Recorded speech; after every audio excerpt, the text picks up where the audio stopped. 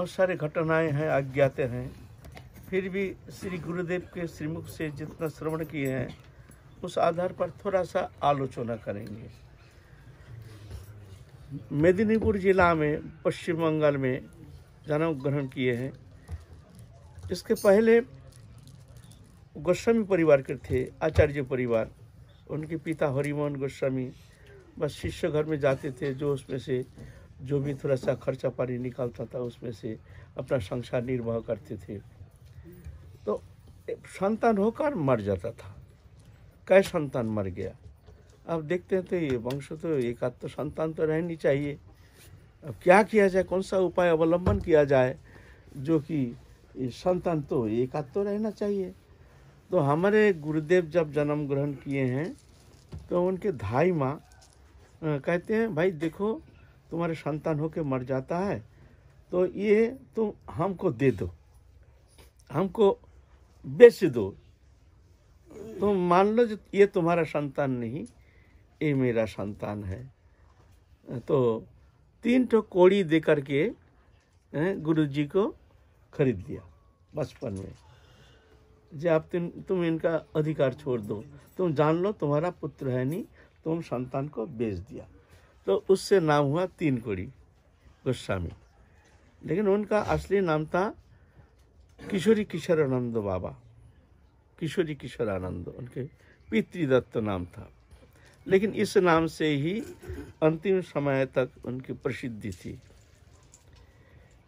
बचपन से तो बहुत चंचल बालक हैं, पढ़ाई लिखाई ज़्यादा नहीं किए हैं, मात्र 5 क्लास पढ़े हैं, मात्र 5 क्लास पढ़े हैं। फिर थोड़ा उम्र होती शादी करा दिए हैं, एक दो संतान भी आए हैं। उसके बाद पहले जो पत्नी थी वो नित्य धाम चले गए। उससे मन में तीव्र वैराग आ गया। हम संक्षेप में कहते हैं ना लंबा जीवनी है ना, तीव्र वैराग आ गया। बस चल दिए, एक आध साथी वहाँ के ग्रामीण को भक्त को लेकर के चल दिए, सीधा चल करके नाना तीर्थ पर्यटन किए हैं। मन में तीव्र वैराग आ गया, जी आप भजन करना जरूरी है, भजन ही मानव जीवन का श्रेष्ठ उद्देश्य। ये जान गए हैं, पूर्व जात संस्कार, जात रति साधक थे, पूर्व जन्म का ही संस्कार लिखाए हैं। ऐसे तीव्र वैराग्य ये साधारण अल्प भाग से वैराग होता नहीं है, वैराग होना बहुत कठिन बात है। तो तीव्र वैराग आ गया मन में। हिमालय के बहुत तीर्थस्थली आदि सब भ्रमण किए हैं, दर्शन किए हैं। एक बार गए हैं, एक बुद्ध सन्यासी, बहुत सिद्ध सन्यासी हिमालय में, कुछ दिन उनकी सेवा किए हैं। सेवा करने से बुद्ध सन्यासी बहुत प्रसन्न हो गए हैं। बेटा तुम क्या चाहते हो हमसे? तो सन्यासी कहे हैं, आप जो चाहिए बताओ, क्या चाहिए तुमको? तो गुरुजी कहते हैं, हमको कुछ चाहिए नहीं, आप हमको दीक्षा दे दीजिए। माने इतना तीव्र व्याकुलता आ गई मन में, जो कोई सिद्ध महात्मा उनके चरण आश्रय करके हम परम तत्व को प्राप्त करने में समर्थ हो जाएंगे, ऐसे उनके मन में धारणा। बोलते हैं, हम तुम्हारे गुरु नहीं है, तुम्हारे गुरु जो है वो विराजमान है वृंदावन में, गोवर्धन में। तुम वहाँ जाओ, वहाँ तुम्हारे उनके चरण सान्निध्य में रहने से तुमको समस्त सिद्धि प्राप्ति होगी, वहाँ जाओ तुम। तो बोलते और क्या तुम्हारे लिए, और क्या मैं सेवा कर सकता हूँ? तुम हमारे लिए बहुत सेवा किए हो, हम बहुत प्रसन्न हैं। तो गुरुदेव कहते हैं, देखिए हम लोग तो गोसाई हैं, शिष्य घर में जाना पड़ता है, उपदेश भी करना पड़ता है, नाना शास्त्र सिद्धांत तो भी आलोचना करना पड़ता है, लेकिन हमारा तो कोई ज्ञान है नहीं। हम तो शिष्य घर में जाते हैं, उनको क्या समझाए, परतत्व विषय क्या बोध कराएं शास्त्र संबंध में। तस्मात् शास्त्रं प्रमाणम कार्य कार्य व्यवस्थितो ज्ञात्वा शास्त्र विधानोक्तं कार्य कर्तुम् अर्हसि। तुम शास्त्र जान करके ही तुम किसी को कुछ बोलो। अशस्त्र भीतं घोरं तप्पन्त तपजन दम्भं संयुक्त काम रग बलान्विता। ये सब अहंकारी लोगों का काम है, इसलिए शास्त्र जानना जरूरी है। तो हमारा तो शास्त्र ज्ञान है नहीं, तो मैं चाहता हूँ आप ऐसे आशीर्वाद कीजिए कि हमारे भीतर शास्त्र ज्ञान जो स्फुरित हो जाए। तो मस्तक पे हस्त धारण करके आशीर्वाद की है, जहाँ तुम्हारे अंदर समस्त शास्त्र स्फुरित हो जाएगा। और वास्तव में ऐसा कोई शास्त्र ज्ञान नहीं था जो गुरुजी जानते नहीं थे। सिर्फ शास्त्र नहीं, भाषा संबंध में जब प्रवचन करते थे ना, परवर्ती काल हम जब आए हैं, मालूम होगा जो में PhD किए हैं साहित्य में, भाषा ज्ञान इतना, 5 क्लास पढ़े हैं। एक दिन हम ही मूर्ख बन गए। एक दिन क्या हुआ, हम प्रसंग में कह रहे हैं, गुरु जी के सामने वर्तमान समय राजनीतिक परिस्थिति संबंध में आलोचना कर रहे हैं।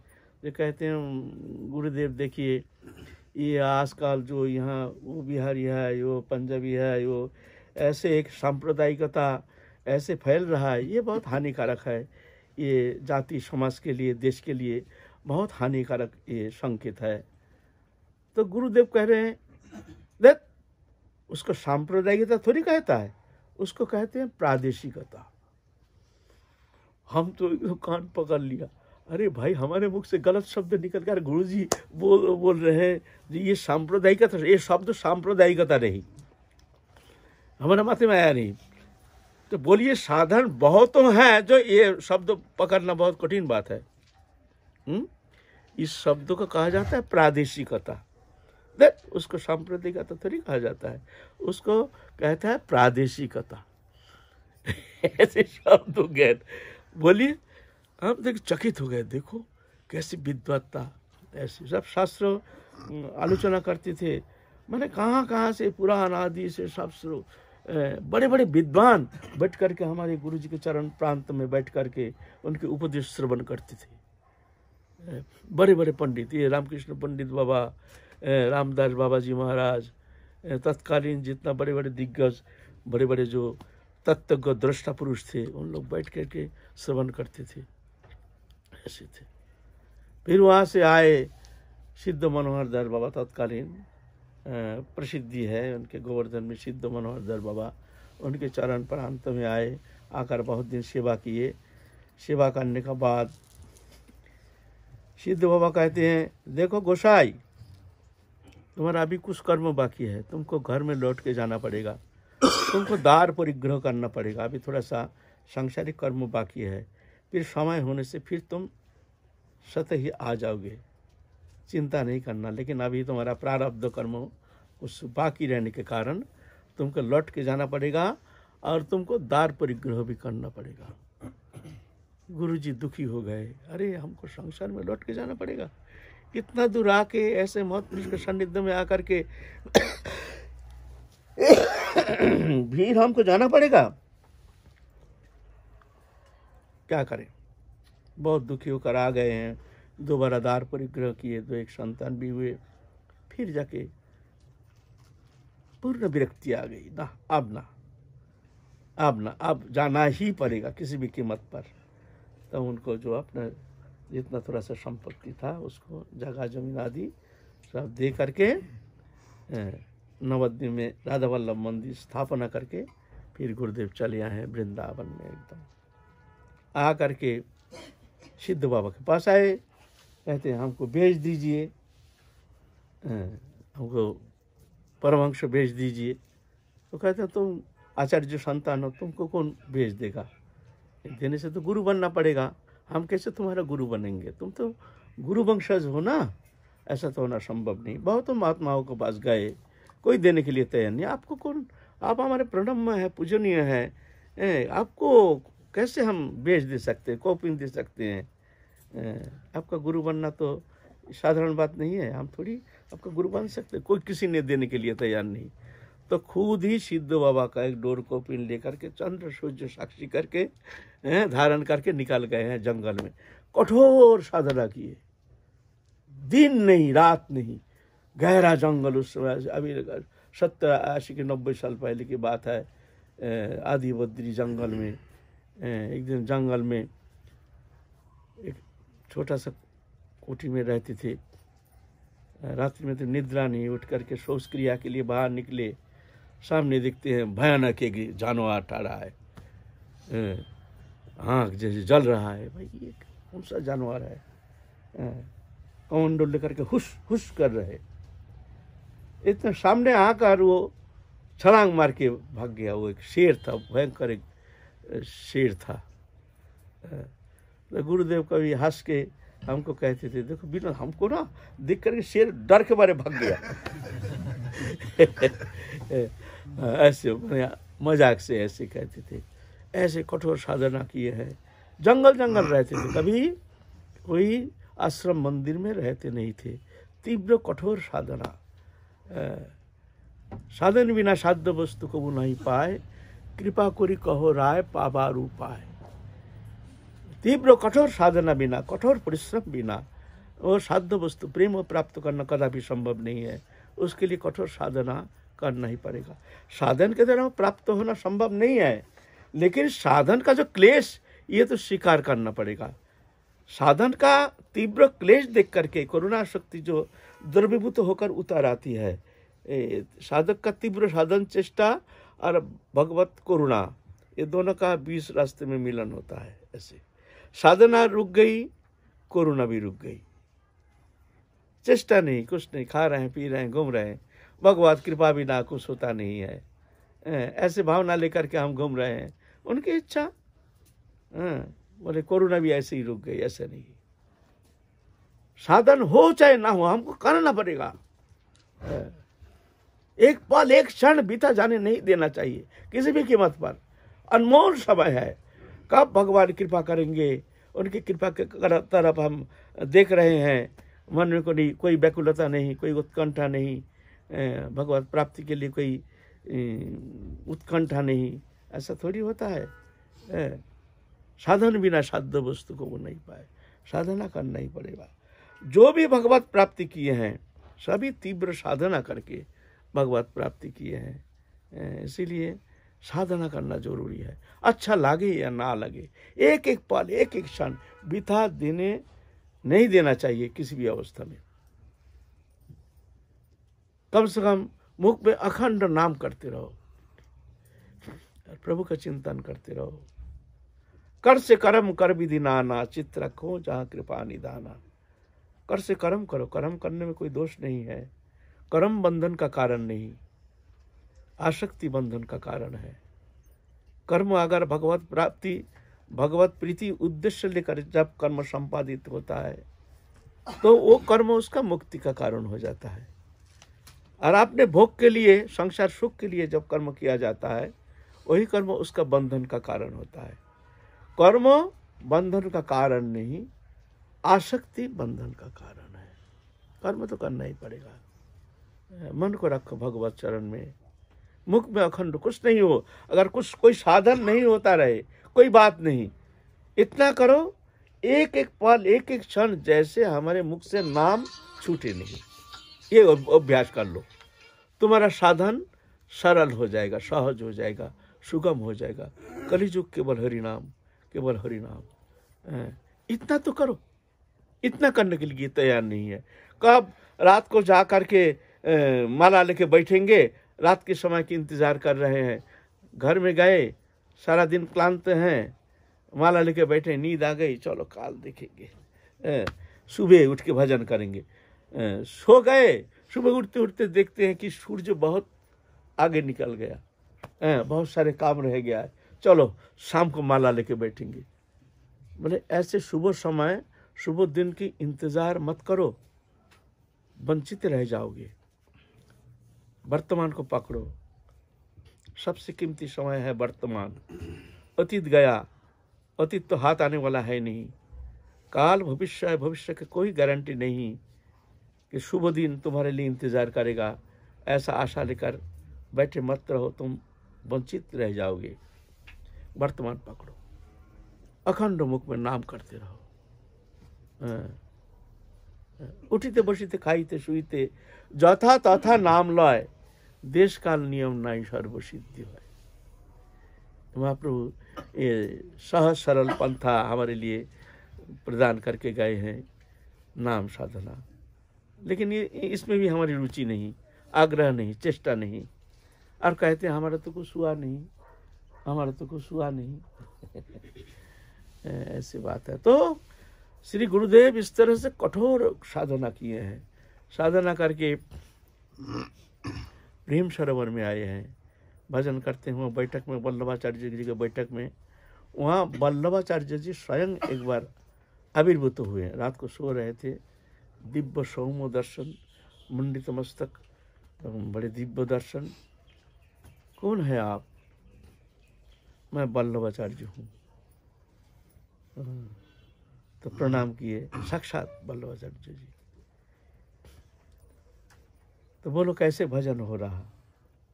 तो गुरुदेव कहते हैं भजन तो हो नहीं, मन चंचल है, भजन होता नहीं, ठीक ठीक चिंतन होता नहीं है। तो वल्लभाचार्य ऐसे कहते हैं कि वल्लभाचार्य ने एक अक्षर एक मंत्र दिए हैं गुरु जी को, जिसको तुम जपना, इसमें तुम्हारा मन शांत हो जाएगा। ऐसा एक मंत्र प्रदान किए हैं। श्रीजी गोस्वामी जो थे नवद्वीप के, उनको हमारे गुरुजी कह के गए हैं। श्रीजी गोस्वामी ने हमको कहा है ये बात।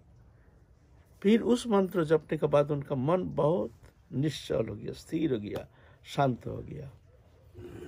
फिर विठल नाथ जी आए वहीं पर, वही प्रेम सरोवर के बैठक में। विठल नाथ जी ऐसे दिव्य दर्शन देख करके प्रणाम किए।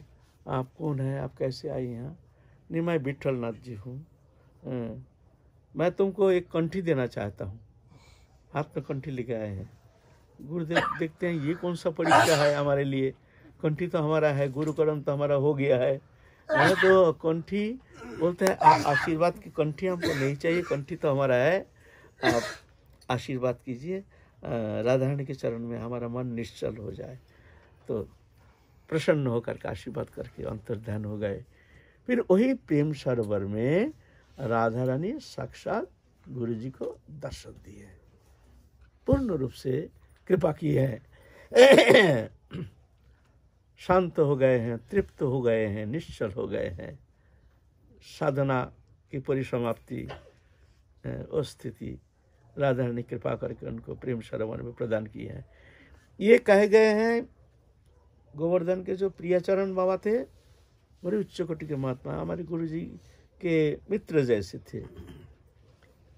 तो प्रियाचरण बाबा एक दिन उनसे प्रश्न किए हैं, जी गोसाई जी आप सत्य बात कहिए, झूठ मत कहिए।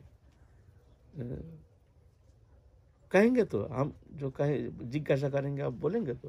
बोले हाँ हाँ जरूर जरूर सत्य कहेंगे। बोलिए, हम आपको राधा रानी कृपा किए हैं कि नहीं, दर्शन दिए हैं कि नहीं? तो प्रियाचरण बाबा जी को कहे हाँ राधा रानी हमको पूर्ण रूप से कृपा किए हैं। तो प्रियाचरण बाबा हमको कहे हैं, हमारे गुरु जी हमको कहे नहीं, प्रियाचरण बाबा हमको कहे हैं। उसके बाद उनका प्रचार लीला सब जंगल जंगल रहते थे, अपने मंडली लेकर के गांव गांव में जा कर के हरि नाम प्रचार करते थे, श्रीमद् भागवत प्रचार करते थे। ऐसे इस तरह से कभी राधा कुंड, कभी तपोवन, ज़्यादातर जंगल में रहते थे, आश्रम में रहते नहीं थे। जब गिरिराज तराटी में रहते थे, वहाँ हमारे आश्रम है, आश्रम में रहते नहीं थे, जंगल में। हम गुरु जी के साथ रहते थे, छोटी सी झोपड़ी, जंगल था उस समय, गहरा जंगल था। ऐसा देखे हैं कभी, हम तो बाहर रहते थे, भीतर जाते नहीं थे, गुरुदेव अकेला रहते थे। भीतर में देखते हैं जो हंस रहे हैं, बोल रहे हैं, कैसे कैसे जो कितना जन आए हैं, बात कर रहे हैं, गुरुदेव हंस भी रहे हैं, प्रश्न उत्तर कर रहे हैं। हमने कभी कभी सोचे भाई कौन आया, इतने सुबह तो किसी को आना नहीं चाहिए, इस भीतर में प्रवेश करना नहीं चाहिए, गुरुदेव को ऐसे डिस्टर्ब करना तो उचित नहीं। तो नाराज होकर काम जाके देखते थे कौन आया है, कोई नहीं, गुरुदेव निश्चल होकर ध्यानस्थ होकर के बैठे हैं। ध्यानस्थ होकर के, ऐसे कितना बार हम भ्रमित हो गए। एक बार नित्यानंद त्रयोदशी था, एक गुफा में बाबा रहते थे और हम तो दरवान थे बाबा का। हम दरवाजे में रहते थे, कोई आ जाए भीतर प्रवेश कर जाए, बाबा को कोई असंतुष्ट हो जाए बाबा, तो हम वहाँ रहते थे। एक दिन देखते हैं बाबा बहुत नाराज होके जोर जोर से बोल रहे हैं, झगड़ा कर रहे हैं जैसे किसी से। हमारे सुबह सुबह भीतर कौन प्रवेश करके बाबा का दिमाग ऐसे गर्म कर दिया। बाबा जोर जोर से बोल रहे हैं जैसे खूब असंतुष्ट हो गए हैं। तो हमने गए, सिर्फ 2 शब्द हमको सुनने में आया, हमसे ये सब इतना सब हमसे हमारे द्वारा होना संभव नहीं है, हमारे द्वारा होगा नहीं। इतना शब्द तो हम सुन लिया, फिर हम जाते ही बाबा को शांत हो गया।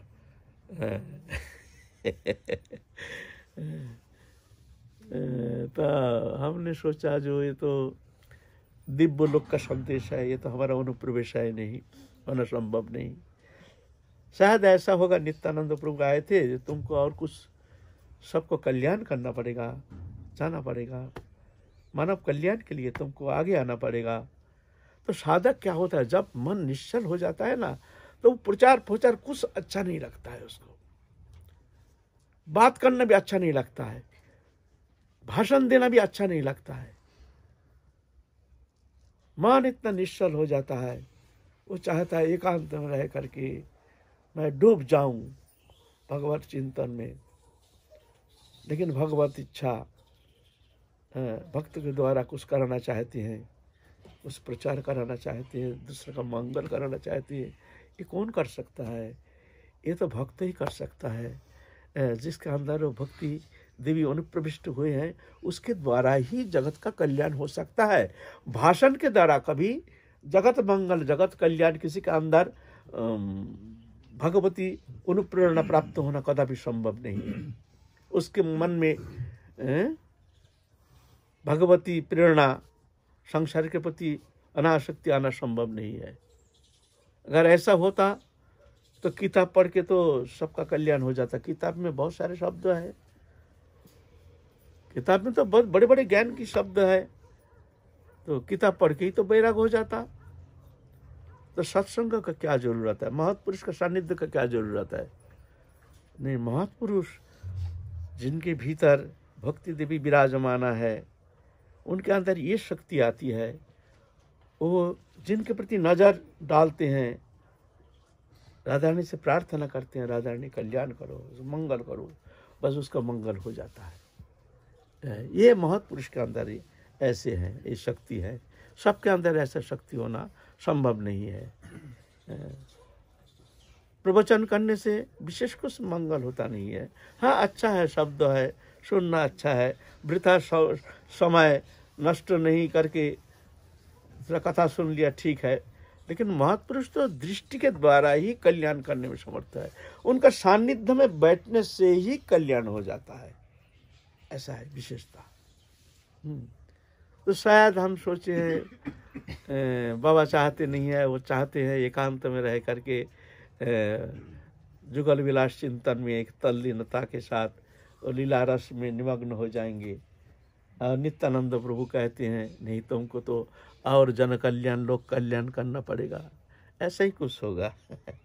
हमको देख कर बाबा चकित होकर के एकदम शांत चुपचाप, और तो किसी को देखे नहीं। गुफा था, गुफा कैसे थी, और उनके अलौकिक शक्ति भी बहुत थी, अलौकिक। एक बार बठेन नाम के गांव है यहाँ, वहाँ के गांव प्रधान थे जीवन लाल नेताजी, और जीवन लाल हमको बताया खुद। एक बार क्या हुआ, गुरुजी जंगल जंगल रहते थे ना,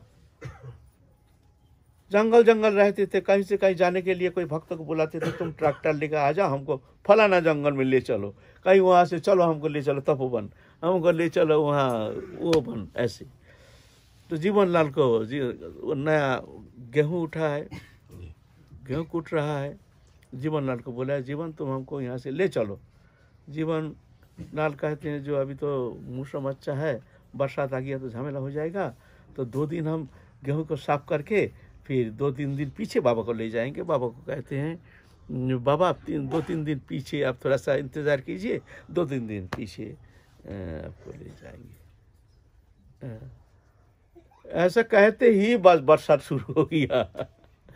बरसात शुरू हो गया, गेहूं कुटाई बंद। क्या करें, फिर जाकर के बाबा को ले गए हैं। वो जीवनलाल लेता जी एक दिन जा रहे थे, गुरु से दीक्षा लिए हैं। रास्ते में एक ट्रैक्टर आके उनको गिरा दिया। कमर के ऊपर से ट्रैक्टर को 2 पहिया चला गया, कमर का हड्डी चूर चूर हो गया। हॉस्पिटल में भर्ती किया, 3 दिन सेंसलेस होके पड़े रहे। फिर डॉक्टर आए, डॉक्टर आके कहते हैं जो उनको जो घर के जो आए थे सब देखने के लिए, उनको कहते हैं ये अगर ठीक भी हो जाए, अगर मान लो बच भी जाए तो निष्क्रिय होकर जिएगा, इसको कुछ उठना बैठना चलना ये संभव नहीं है, होना संभव नहीं। कोई ट्रीटमेंट के द्वारा इनका कमर ठीक होना संभव नहीं है। जीवन भर के, और जीवनलाल को उस समय चेतन आ गया और वो शब्द सुन रहे हैं। डॉक्टर कह रहे हैं उनके घर के जो आए हैं उनको देखने के लिए, तो रोना शुरू कर दिया एकदम। अरे ऐसे जीवन, सारा जीवन हमको बिस्तर में पड़ा रहना पड़ेगा। कोई पकड़ के ले जाएगा, पकड़ के बैठाएगा, शौचादि क्रिया के लिए ले जाएगा। ऐसे जीवन से तो मृत्यु अच्छा। जम के रोना शुरू हो गया, जम के रो रहे हैं। इतने में देखते हैं हम गुरुजी बेड के सामने बैठे हैं, साक्षात। बाबा बाबा बाबा बाबा बाबा बोले जीवन तुम चिंता मत करो, तुम ठीक हो जाओगे, तुम चिंता मत करो, ठीक हो जाओगे। तो बाबा स्वयं आए हैं, कह रहे हैं, तो मन तो शांत हो गया। बाबा तो झूठ नहीं कहेंगे हैं। फिर अंतर्ध्यान हो गए गुरुजी। 3 दिन पीछे खुद ही चलना शुरू कर दिए, बेड से उठ करके चलना शुरू कर दिए। डॉक्टर तो एकदम चकित हो गए, ये तो मेडिकल साइंस फेल, ये कैसे संभव है? लेकिन डॉक्टर देख रहे हैं, चल रहे हैं। फिर आए हैं घर, घर आके कहते हैं जो बाबा हमको देखने के लिए हॉस्पिटल गए और हमको आशीर्वाद करके आए, तब हम ठीक हो गए। बाबा कहाँ है? खबर लिए हैं बाबा उस समय बंगाल में। ऐसे ऐसे ऐसे बाबा लीला करते थे, है ना। और भी बहुत सारी लीला है। एक बार क्या हुआ, हम नए नए आए हैं, घर छोड़ के गिरिराज तराटी में गुरुजी के चरण सान्निध्य में रह रहे हैं। गुरुदेव तो बस मन हुआ उठ के चल देते हैं, किसी को कहेंगे भी नहीं कहाँ जाएंगे। सुबह होते ही उठ करके डंडा लेकर चलना शुरू कर देते हैं। बाबा आप कहाँ जा रहे हैं? अरे कहीं जाएंगे। और सीतानाथ प्रधान सेवक थे। और बाबा आप जाएंगे कहाँ? नहीं नहीं भाई यहाँ रहना नहीं है, मैं जा रहा हूँ। जल्दी जल्दी आप 2 मिनट रुकिए, 2 मिनट रुकिए। तेरा झोला झंडी कुछ सामान सट्टा लेकर के पीछे पीछे जा रहे हैं, चलना शुरू कर देते हैं। ऐसे ही चल करके चले आए हैं राधा कुंड में गिरिराज तराटी से। तो हम गए, हमको बोलते हैं बाबा जो सोते हैं तखत को लाना है, तुम तखत को ले आओ। बाबा तो गोवर्धन में राधा कुंड में आ गए। तो गिरिराज तराटी से तखत को हमारे माथे पे धर दिया। और माथे में लेने का हमारा कोई सामर्थ्य था नहीं, हम कभी माथे पे ढोया नहीं। नौकरी करते थे, सरकारी नौकरी, राजा नौकरी करते थे, और हमारा माथे पे दे दिया तखत। ले जाना है गुरुजी का तखत। गोवर्धन से ढोते ढोते ढोते ढोते बड़ा कष्ट से कुसुम सरोवर तक आए। वहाँ आके ऐसे हमको महसूस होने लगा जो हमारा सर फट जाएगा, एकदम फट जाएगा। तो तखत को गिरा दिया। गिरा करके हम बैठे, आप सोचते आप क्या करूं? तखत छोड़ के भी जा नहीं सकते हैं, तखत लेकर के भी जा नहीं सकते हैं। गुरुजी का तखत है, मैं करूं तो करूं क्या? दोपहर के टाइम भूखे प्यासे बैठे हैं, आप मेरे लिए क्या करना है समझ में नहीं आता। हे गुरुदेव, बाबा ने राधा कुंड बैठे बैठे जान गया। हमारे गुरु भाई था गौरहरि। गौरहरि तो दौड़ते दौड़ते जा। विनोद तख्त लेके आ रहा, उसको भारी कष्ट हो रहा, वो कुसुम सरोवर को वहाँ है, तू जाके सहयोग करके तख्त को लिया, जा जल्दी जा। तो हम देखते हैं वो गौर हरि दादा भागते भागते दौड़ते दौड़ते आराम सोचे हैं अच्छा हुआ है, गुरु हाथ पैर पकड़ करके बोले भैया थोड़ा सा सहयोग दे दे भैया, तख्त को थोड़ा सहयोग दे के ले चल भैया, हाथ पाँव पकड़ लेंगे नहीं माने तो। अमर कहाँ जा रहे हो? बोलते बाबा ने भेजा है, विनोद तख्त लेके आ रहा है, उसको बहुत कष्ट हो रहा, बोलते तू भी जा करके दोनों मिलके तख्त को ले आ। ऐसे ऐसे थे वो बाबा। और भी बहुत सारे घटना है। और शासन कितना बाबा, रात को 2 बजे उठ करके ठंडी मौसम में कुंड में गोता लगाना पड़ेगा कंपलसरी, अगर तुमसे होता नहीं तो चलो यहाँ से। एकदम। एक दिन हमने ठंडी मौसम कीर्तन होता था, प्रभाती कीर्तन, नाना प्रकार राधा कृष्ण जुगल कीर्तन होता था। तो गुरुदेव तो सो के सब सुनते थे, कौन आया, किसका कंठस्वर सुनाई दे रहा। तो एक दिन हमने आया, थोड़ा सा देरी हो गया 5-7 मिनट। गुरुदेव सुबह हमको बुलाया, मैंने 2 बजे उठ करके 2:30-3 बजे के अंदर तुमको अटेंडेंस देना पड़ेगा, कीर्तन में बैठना जरूरी है। तो हमारा कंठस्वर सुनाई नहीं दिया पहले, फिर 10 मिनट पीछे सुनाई दिया, बाबा सुन रहे हैं। बाबा तो रात को सोते नहीं थे ना, दिन रात कभी सोते नहीं थे। हमको बुलाया, विनोद, हाँ बाबा तुम्हारा आजकल भजन में शैथिल लग गया। हम तो घबरा गए, बाबा हमसे क्या गलती हो गया? नहीं, तुम कल देरी से क्यों आए? हम बोले बाबा देरी से नहीं, ऐसा हुआ शौचालय तो एक ही है ना, तो हम लोग सब गुरु भाई यहाँ लाइन लगाते हैं, तो वो लाइन में खड़े होकर के कुछ देरी हो गया हमसे शौच क्रिया के लिए, नहीं तो हम तो उठे हैं ठीक टाइम। बोले तुम्हारे पहले जो आया है वो कैसे आया? ये उत्तर है बाबा का। ठीक है, तुमने लाइन लगाया ना, तो तुम्हारे पहले जो आया वो कैसे आया? उत्तर ऐसा है। कठोर शासन,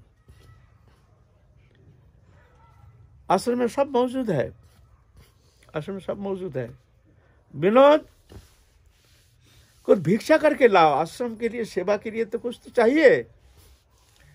सेवा चलेगा कैसे? साधु संत आते हैं, उनके लिए कोई व्यवस्था, कोई जानता नहीं, पहचानता नहीं है, घर छोड़ के आए हैं, अल्प उम्र है, हम कहाँ जाएंगे, कहाँ से मांग के लाएंगे आश्रम सेवा के लिए? चिंता कर रहे हैं कहाँ जाएंगे, किधर जाएंगे। बरसात हो रही है बहुत जम के।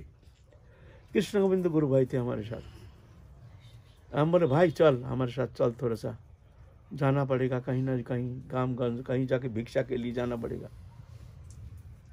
बाबा कहते हैं दोपहर के टाइम बरसात बहुत जम के हो रही है, विनोद तुमको बोला ना कुछ संग्रह करके लाओ, तुम गए नहीं।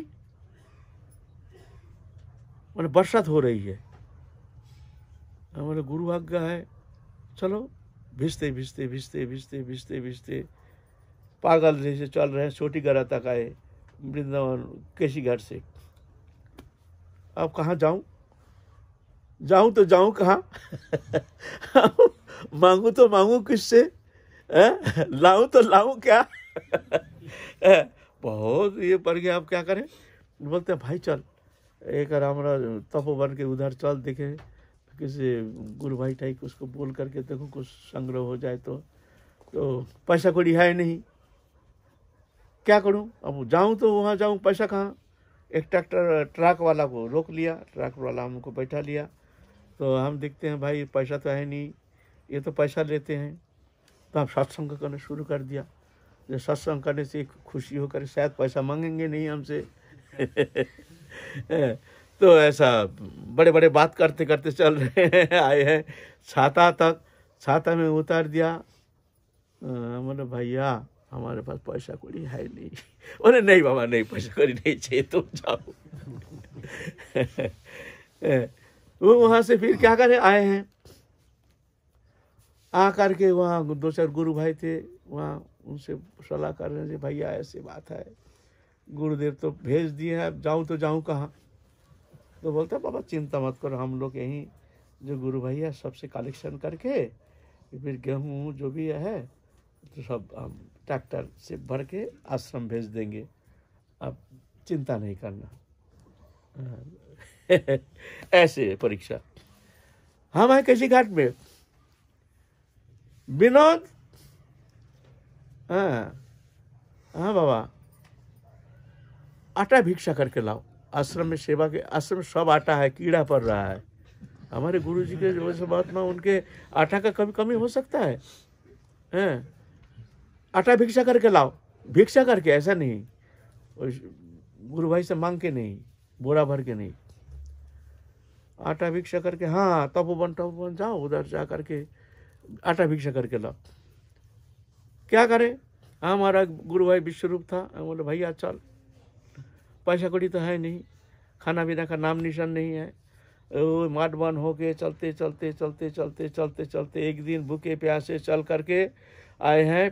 वहाँ रास्ते में रात को पड़े रहे, रात को फिर पार करके उधर जमुना पार करके उस पार गए नंद घाट। हैं, नंद घाट में जा करके वहाँ तो एक जगह ब्रजभाषी थोड़ा व्यवस्था करती है, वहाँ रसोई किए हैं, रोज 2 रोटी खा करके इतना दिन तो भूखे प्यासे रास्ते में पड़े रहे सारे रात, पैसा नहीं, हटते पैदल चलो। तपोवन माने शरीर, वृंदावन से पैदल शरीर, वहाँ तक आए हैं। फिर तपोवन गए, तपोवन से कहा भिक्षा करेंगे तो कहाँ करेंगे, गांव गए बिधौनी, वहाँ जा कर के रोज चून भिक्षा करते थे और बोरा भरते थे। बोरा भर के एक हमारे गुरु भाई थे, उनके घर में वो बोरा रखते थे। अब भिक्षा करके उसको भरना है, ऐसा नहीं जो मांग के एक बोरा ले लो चले आओ, ऐसा नहीं।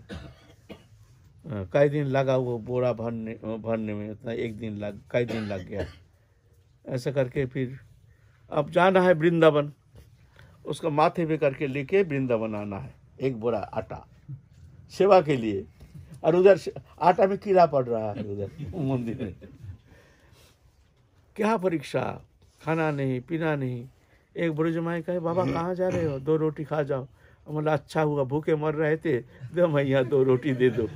तो मैया ने कैसे मन हुआ, हमने उनको 2 रोटी दिया, 2 रोटी खा के पानी पी के फिर चल दिए। वहाँ से सूरी रहे 3-4 किलोमीटर, सूरी से पैदल आते आते चल रहे हैं, बोरा लेकर के पसीना से लथपथ हो रहे हैं। इतना में एक बास वाला कहता बाबा चलो, हम बोले भैया पैसा है नहीं, कैसे चलेंगे, कोई ज़रूरत नहीं चलो। तो ठीक है चलो, वो तो ले आए माठ तक, फिर माठ से फिर 10 किलोमीटर से वृंदावन, फिर माथे में करके 10 किलोमीटर। ऐसे ऐसे परीक्षा, ऐसे ऐसे परीक्षा, बहुत कठिन परीक्षा। आजकल के जैसे आश्रम में जाओ, खाओ दाओ, खूब भजन करो ना करो, रसगुल्ला गुलाब जामुन चल रहा है, ऐसा नहीं था उस समय। और कठिन परीक्षा, ऐसे बहुत सारे घटना है। शिक्षा भी ऐसे ही देते थे, उनकी शिक्षा भी बहुत आचरण करके शिक्षा देते थे। छोटी सी भूल भी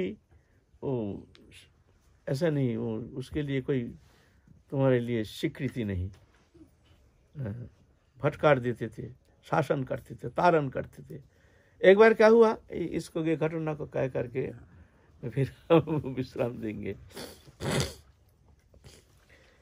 और नए नए आए हैं वृंदावन में, बड़े गुरु भाई खूब फटकारते हैं, बात बात में खूब फटकार लगाते हैं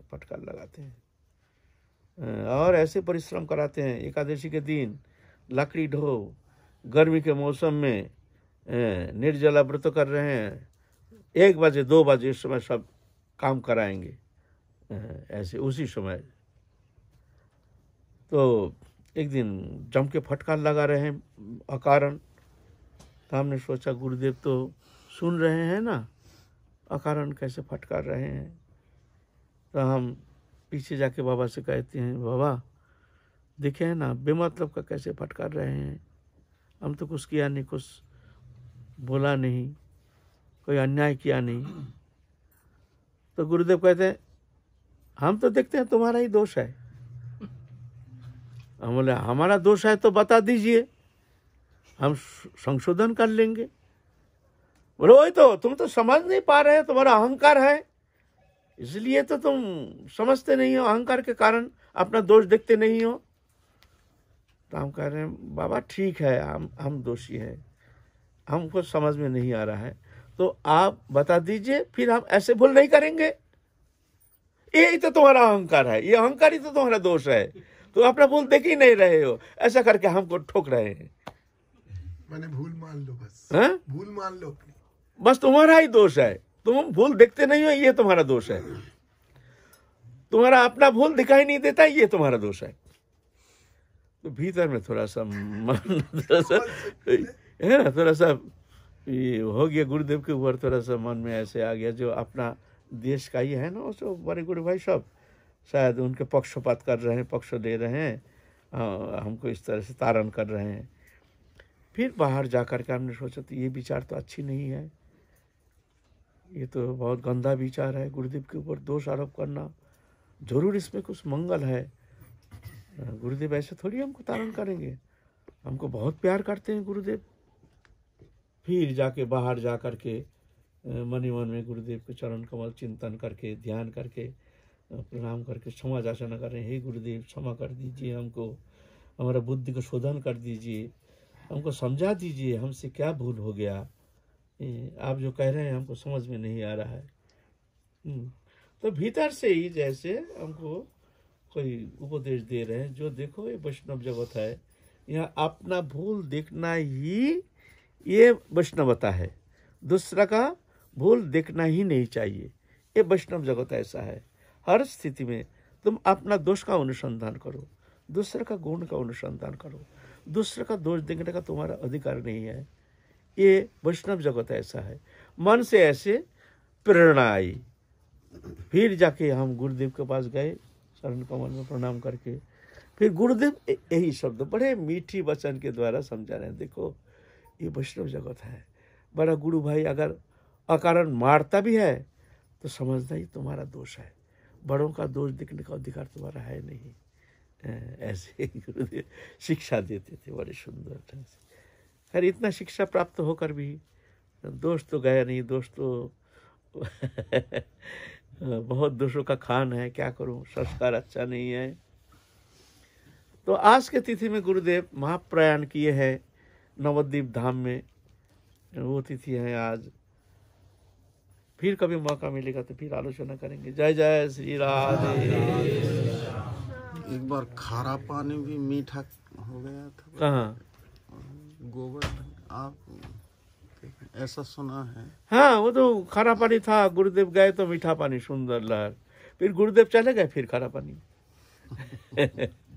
ऐसे तो बहुत लीला करते थे गुरुदेव, त्रिकाल दृष्टा ऋषि थे ना।